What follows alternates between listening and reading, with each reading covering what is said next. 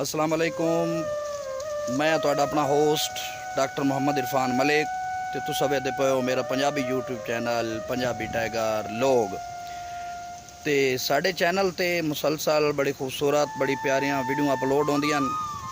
ते साडे चैनल की मुसलसल कामयाबी नूं वेखदे साडे दोस्तां दी फरमाइशां दा सिलसिला जारी। अज सन जनाब स्पैशल मलेशिया तो फरमाइश की जनाब साडे अंकल साडे चाचा जनाब चौधरी जुबैर साहब उन्होंने स्पैशल फरमाइश ते चंद दौड़े भाई जदा मैं जरनैल ते बख्त न रहे हो बागी उदान सिपाही गए ते चंगे वक़्त च नौकर मुश्किल विच संग साथ दे तगमे लाई गए ते दुश्मन जोरदार दी फौज दे विच किती बरम दी दर्द तबाही गए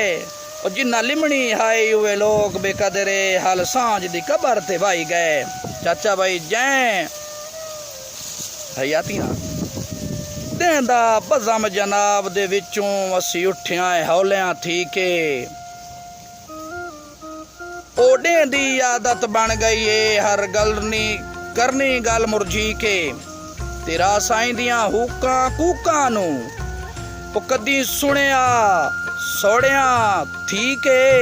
तैनू पक लगदा गई होरां दे किवें आमदन जिगर कपी के तैनू पक लगे आ गई होरां दे किवें आमदन जिगर कपी के हयातियां।